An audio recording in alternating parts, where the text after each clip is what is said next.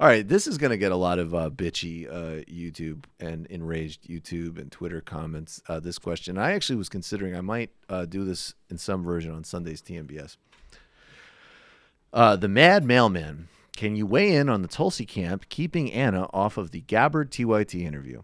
Yes, I can. Is Sam going to let you? That's really the big question. Yeah.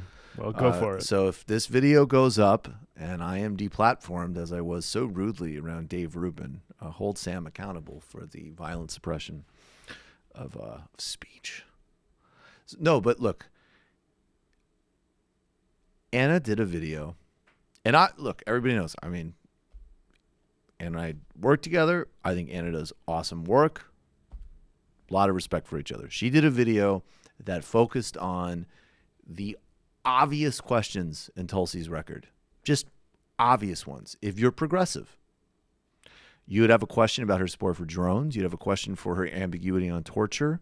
You'd have questions about her voting against refugees. Now, she did an interview with Cenk. I watched it. Some people think that the answers were great. I thought the answers, I'll give her credit. I thought she was quite transparent in her answers. I think she's quite clear about who she is. And I like some of that. I like the anti-interventionist message. I like the environmental message. I like the message on Venezuela. But she reaffirmed with Cenk, even just like framing on there being like serious, like security questions at the border. No, there aren't. There are not. That's a inaccurate way of looking at that problem. She said when she voted against the majority of Democrats and even against, James Comey, then director of the FBI, kind of suggesting that these additional procedures would be a burden. She indicated that Obama supported what she voted for. I'm sort of unclear about what she's referencing there.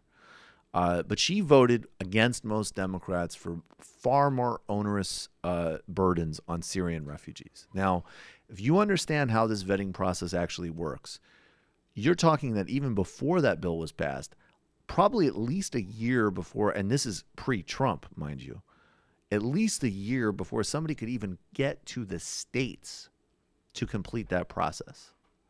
The vetting was rigorous as hell. The only reason in my mind that you would vote for that is if you are genuinely buying into some version of really deep paranoia about Muslims or people coming from Syria. And again, I disagree with that. We have different positions. I appreciate that Tulsi's not spinning and equivocating. I think she's providing pretty clear answers. They're clear answers that I and most people who have left-wing politics would disagree with. Just as I agree with what she said about Maduro, and I agree generally about cutting defense spending and investing in the country. That's great. Cool. Then the other thing, she's stand by her use of Islamic terrorism as a moniker. The obvious and then what was incredible was that in the interview, she actually pivoted to, well, there's this Wahhabi strain that's funded by the Saudis.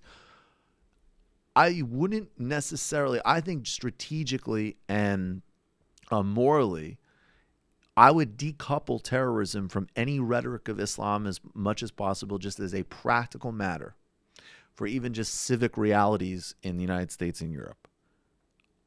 That being said, when she pivoted to Wahhabism, already way more specific and way less problematic than the insistence of Islamic. And again, I don't understand how somebody with left-wing politics would not see that a Democratic congresswoman intervening against Obama, not on anything of substance. Obama's bombing Syria. Obama is using drones extraordinarily aggressively and killing plenty of civilians in Yemen and Pakistan. To intervene to say, no, to literally make the Sam Harris argument that you need to call it something. What is the upshot of that? What is the upshot of that in a world where Muslims are surveilled, where Guantanamo isn't closed, and there's a global drone campaign? And if you think that you need to use that specific word to condemn ISIS or condemn Al-Qaeda or deal with the intricacies of foreign policy with Saudi Arabia, you need to make a case that nobody has made. Because anytime I hear it from a Republican freaking out on TV, or Sam Harris whining on his podcast, or Tulsi Gabbard articulating herself well to Cenk, it never holds up ever. And there is never an answer as to how this wouldn't, in fact, put Muslims in the United States in further harm's way culturally, in a place where there's a rise in hate crimes. So Ana did a video that, again, especially if you're a Tulsi supporter, you should want to get out in front of and not respond like some, lunatic dingbat cultist on Twitter. You would say, okay, either you're misrepresenting her position, and here's how. They always say that they're misrepresenting her position, but then always just basically say what Trump would say, which is like, no, that is my position, but it's the nice version. That's not me. You have not demonstrated. In order to say that you've misrepresented her position, you have to say, no, she actually took the different vote on refugees.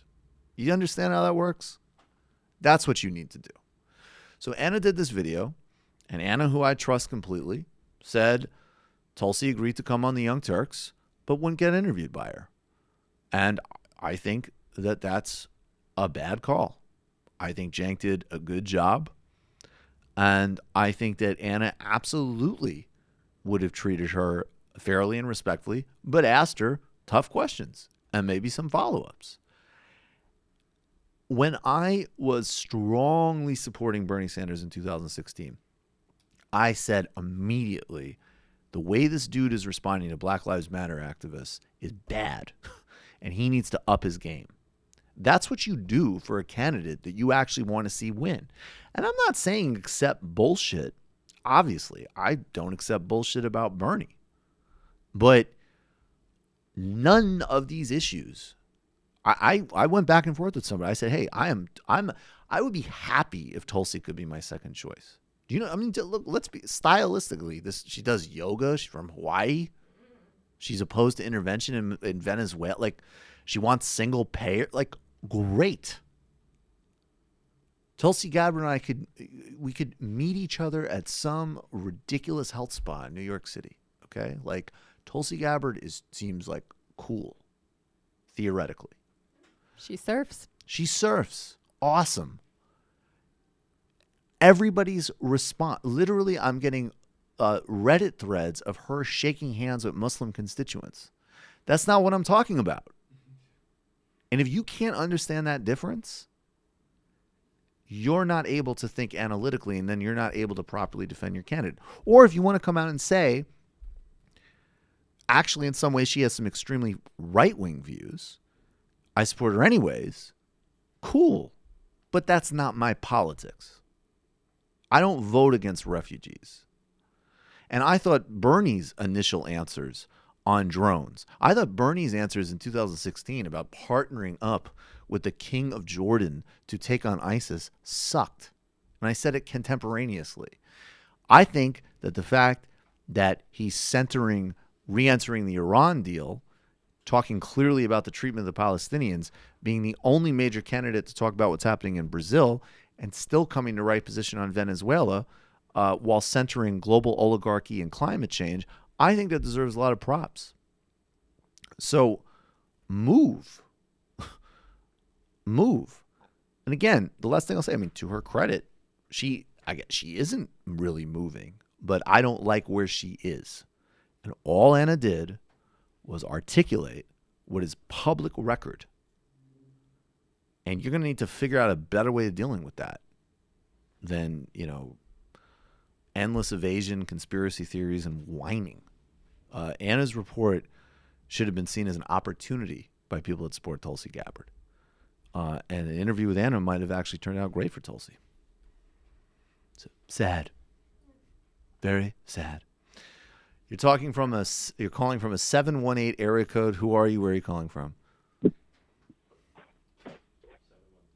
So, no, sorry. Yeah, 713. My bad. No,